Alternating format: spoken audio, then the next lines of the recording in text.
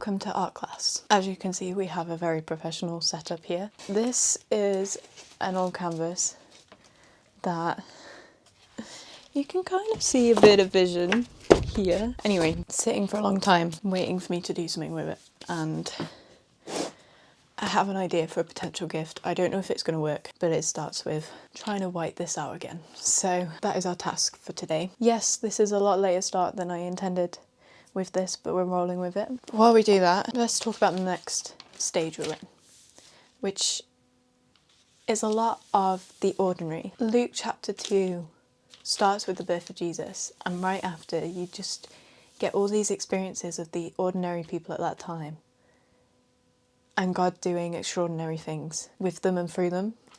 I feel like I haven't phrased that the best, but particularly the shepherds, the angels tell them, they hurry off, they go, they find the baby.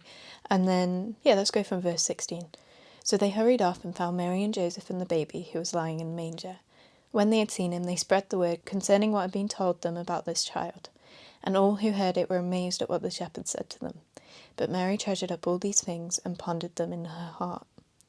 The shepherds returned, glorifying and praising God for all the things they had heard and seen, which were just as they had been told. And I saw someone talking about this, and I was just like, whoa, so true.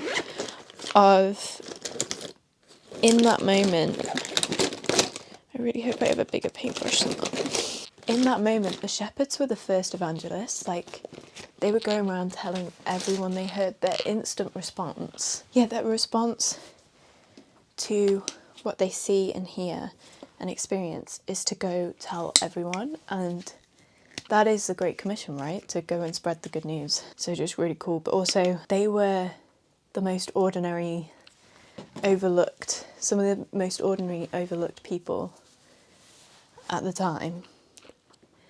And God chose to tell them first, to share the news with them and have them be a huge part of it. And just, what we see as ordinary is not something that's overlooked and is just ordinary, if that makes sense. Like, I can't even get this off. This is going well. Ordinary moments are what make life beautiful. Just thinking of there's that life is worth living trend this year and things, but it's the moments that are so easy to take for granted that make life so beautiful. And that's the whole, with the Barbie film and things, is the beauty of being human. And things that I love is just having weekly dinners with family and those quiet, routine, seemingly, what's the word?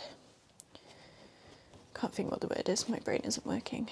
But it's those moments that when you look back, you're like, oh, I really treasure that. And the way Mary treasures it all up in her heart is wow, just experiencing gratitude for life and treasuring what God's given us, but also experiencing the excitement that the shepherds did and telling everyone and spreading the good news that Jesus died for us and came to save us.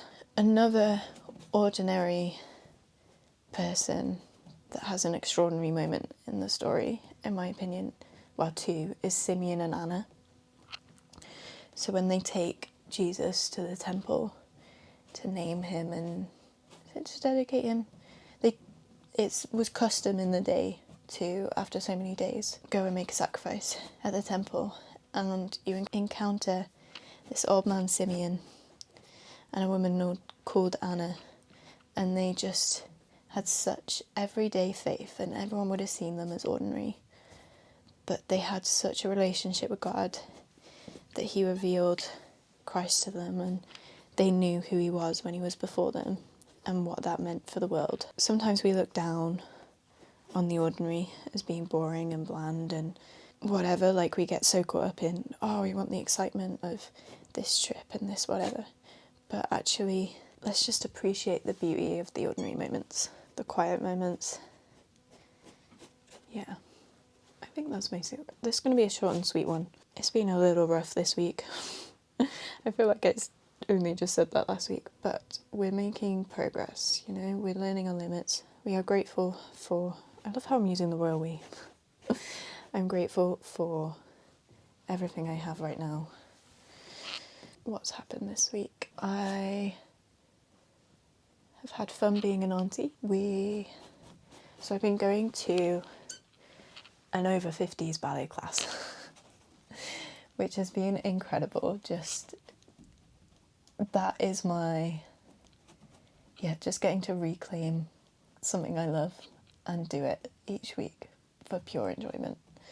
And the women are just so nice. But we had a Christmas show.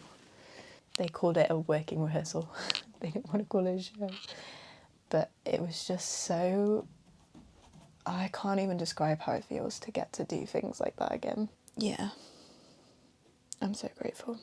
It means a lot, and I won't ever take it for granted again. Let's keep it short and sweet, leave it there. Next week we get all the joy of the family arriving and Christmas Eve, and I will see you next week.